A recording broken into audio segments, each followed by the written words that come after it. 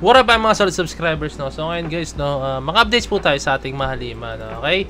So ito, ang una natin papanoorin guys. Very big shoutout po kay SB Edits, no? Kanya po itong video na papanoorin na, no? So ito, may kibalita po tayo sa kanya kung ano po yung mga latest updates na sa ating mahalima, mga international achievements, mga international, mga malulupit na international news talaga regarding po sa ating mahalima. So kasi guys, talagang alam niyo naman, talagang dominate po talaga nila ngayon ng lalo na yung paglabas po talaga na simula at wakas guys na grabe, napakasolido nun guys na. Okay guys, without further ado, let's all watch this.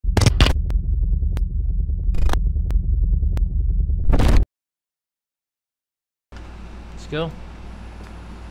SB Edits. Fresh, new and major updates about SB19. Before anything else, please make sure to subscribe to our YouTube channel and click the bell button for more SB19 updates. 18. We are back again to give you the latest updates about SB19. And we got another update to give you 18 as SB19 made another chart topper. International chart achievement as SB19's Time is hailed as Channel R's most wanted song for this week. Wow! Aside from Time on the top 5 is also Philip Sloth charting at number 3. Pati kay Philip guys, grabe. Jimmy no, Bimay. Tingnan nga natin guys, so, kung saan po itong Channel R radio na to guys, no? Kung saang bansa ang Channel R radio, no? Okay, tingnan to maigi kasi hindi biro to guys, no? Hindi biro na nagdo-dominate sila sa international scene po talaga, no? Okay. So, base po sa nakita natin, no? General variety. Wait nga, tiyan natin maigi. Okay guys, no? Ito po ang Channel Radio guys, no? Channel R Radio, no, is a popular music station that broadcasts in internationally. While its exact geographic footprint may vary, at it's known for its strong presence in the United States and Canada po pala, no? Wow! United States and Canada, hanggang doon nakakaabot yung mga kanta talaga ng SB19, no? Although na alam na, nag-concert na sila dyan, guys, no? Pero, alam mo yun, yung nagna-number 1 sila, dominate po nila yun, no? Okay. They also have a significant online presence, reaching audiences in various other countries and regions as shown on their website, no? Okay, more specifically, Channel R Radio website indicates they have a presence in United States, Canada, okay, Africa, Middle East, India, Asia Pacific, Europe, Latin America,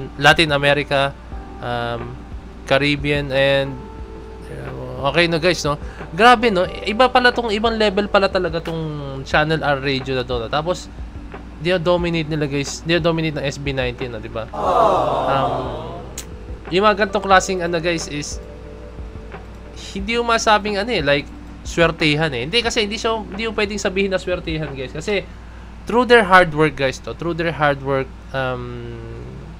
hindi ka naman seswertehin kung hindi mo rin pinaghirapan. Oo, sige, may mga swerte like sa loto, di ba, may mga ganyan, mga swerte talaga. Pero yung swerteng dinadanas ng SB19 ngayon is dahil po yan sa paghihirap nila. Dahil yan sa ginawa nila before na tinanggap yung mga, or inabsorb yung mga bashings before, no? Pero ngayon, tingnan nyo naman kung anong SB19 ngayon, di ba, no? Yung mga bashers, wala na kayong magagawa na. Congratulations, SB19 and Philip. 18, you know yung pa guys, no? Si Philip, no? Kasali pa para si Philip doon, no? Tingnan mo yun, no? As a solo artist, guys, kaya niyang, tingnan mo si Jimin, guys, no?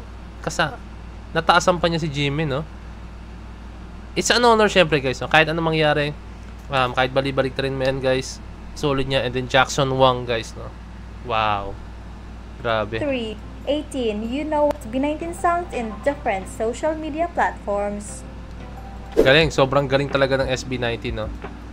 Actually, yung SB19, guys, no, hindi naman sila yung to the point na, okay, sige, ang gagawin natin ngayon is i-aim natin na ano, na manalo, no? Kailangan manalo tayo ng mga awards. Kailangan etong kantang to ma-hit yung sa MTV Music Awards, yung kailangan yun yung goal natin, no, na manalo doon, no. Okay, hindi ganoon ang SB19 guys, no. Ang SB19, the way I see it is gumagawa sila ng kanta na makaka-relate yung mga tao, na makakapagbigay sila ng mensahe, makakapagbigay sila ng mga bagay na alam niyo na makaka-relate talaga ng sobra yung mga tao, na magiging soundtrack nila, magiging anthem nila, no?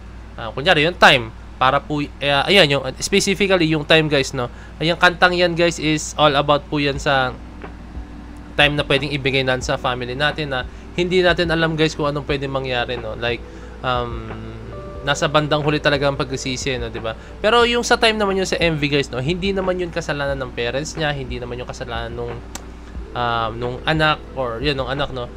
For me, ano lang yan, kumbaga nagkataon lang po talaga, no. Pero ang pinapakita rito or ang pinaka-mensahe nun, guys, no, is i-cherish natin yung pinaka time natin together or kahit hindi man kasama natin, no. Nakikita niyo nag-video call pa nga sila palagi, 'di ba, no?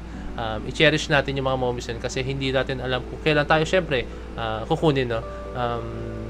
Super duper unpredictable po yan, guys, no. Kaya ang masasabi ko lang po talaga diyan is yun, kahit hindi man sa loved ones natin, kahit hindi man sa girlfriend natin, boyfriend or sa kung sino man, no, basta sa mga taong nakapalibot sa iyo or sa mga nagmamahal sa iyo, no, dapat alamin mo rin na dapat pahalaga mo rin yung time, no, kasi isang pitik lang yan, guys, no.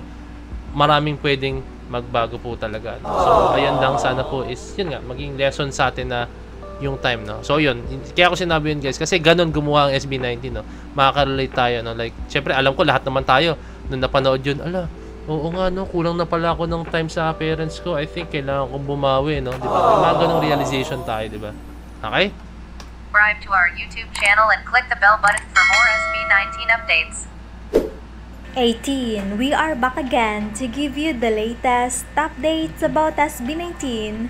And we got another update to give you 18 from SB19 Spotify team on X, as they posted that SB19 has yung bang malupit humagupit. Let's go. Dito sila tumabi ka na. SB19 just hit 700 million total streams on Spotify. That deserves a DJ air horn. Grabe. Iba yun, guys. Sobra, no? Okay, tuloy na ito. now reached a total of 700 million streams on Spotify as of May 9, 2025. Wow, congratulations SB19X18. We only need 300 million Spotify streams for SB19 to reach its first 1 billion. Wait lang guys ha, mukhang kailangan ko sagutin to. Wait lang. Okay. I'm sorry. Medyo importante lang yung tawag niyo guys na. Okay, work related yan. Okay guys, okay, tuloy na to. Celebrate this new milestone 18 by streaming all of their songs on Spotify. And let's reach 800 million streams right away. Also reminding everyone to recommend SB19's Moonlight on Usen. For those who doesn't know how to recommend, this is a quick tutorial. First, click the link in the pinned comment of this video. After clicking the link, you will be directed here. Click login and recommend this song. For first timers, you need to sign in first.